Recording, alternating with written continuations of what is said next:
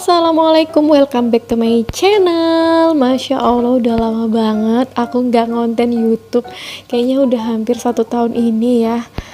Untuk video panjang aku tuh lama banget nggak ngonten. Jadi insya Allah mulai hari ini adalah uploadan pertama setelah beberapa bulan vakum buat bikin konten YouTube.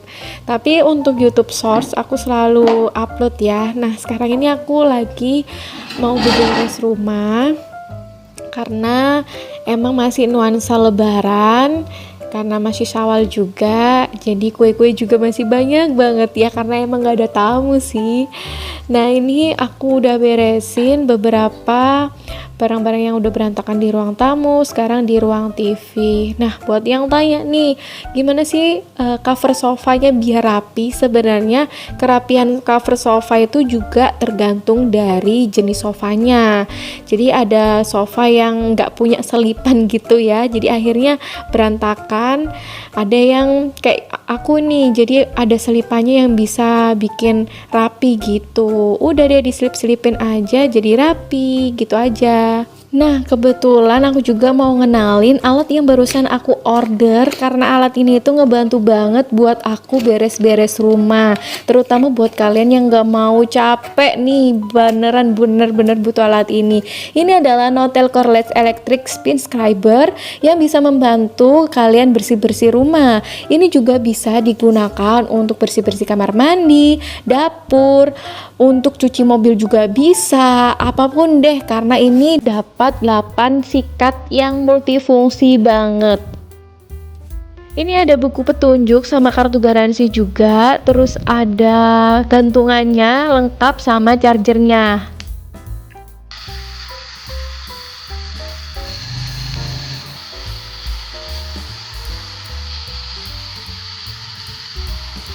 Tuh kan, ini multifungsi banget, wajib kalian punya karena ini juga dapat 8 sikat dengan fungsi yang berbeda di setiap sikatnya. Putarannya juga cukup kenceng loh buat bersih-bersih tanpa perlu mengeluarkan tenaga ekstra pastinya. Buat yang mau tahu spesifikasinya, ini aku lampirkan.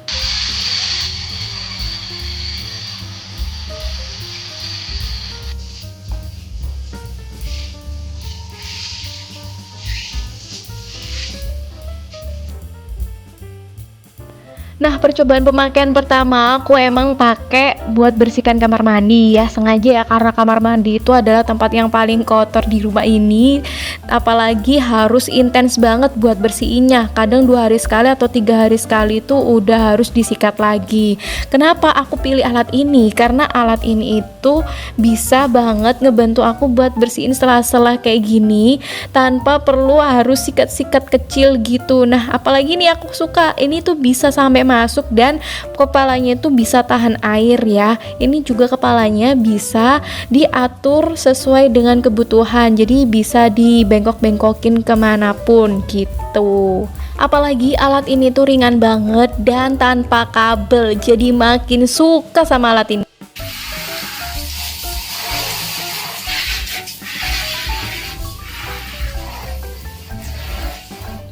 Nah, kamar mandi sudah kinclong, sekarang giliran buat bersihkan kaca. Aku mau cobain buat bersihin kaca bisa kinclong nggak sih? Ternyata beneran sih, cuma ditempelin aja nih dia udah muter sendiri.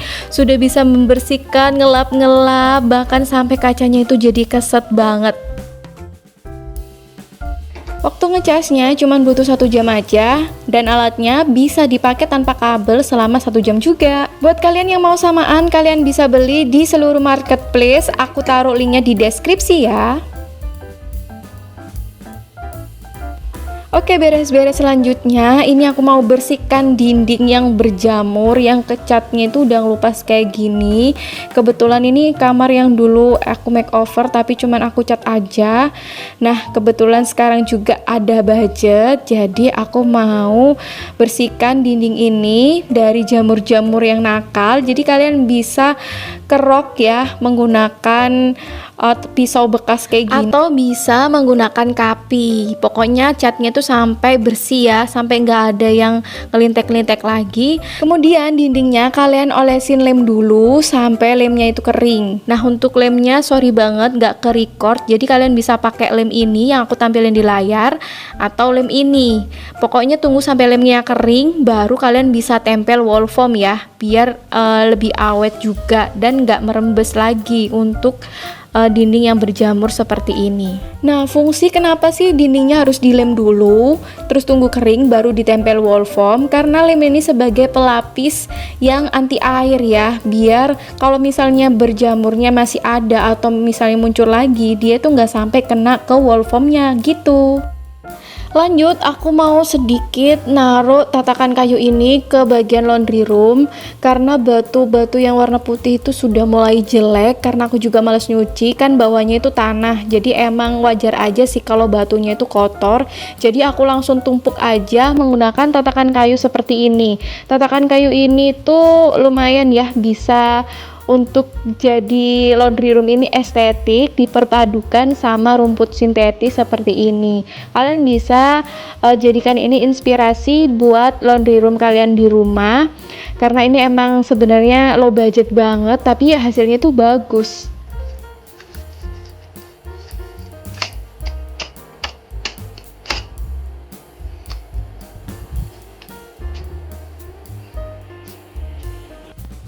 Nah ini dia hasilnya setelah aku tambahkan beberapa tatakan kayu di pojokan. Jadi aku emang taruh tatakan kayunya itu cuman di bagian atasnya batu putih aja. Terus sama aku fungsikan juga tatakan kayu ini sebagai penutup kotak pompa air itu yang di pojokan. Jadi kayaknya laundry roomnya bakal lebih rapi dan bersih aja gitu dilihatnya. Oke, itu tadi konten aku kali ini setelah vakum lama aku nggak ngonten YouTube. Semoga konten ini selalu bermanfaat buat kalian yang nonton. Jangan lupa di like, komen, dan share video ini ke teman-teman kalian biar apa yang kalian tahu teman kalian juga tahu. See you next video. Assalamualaikum.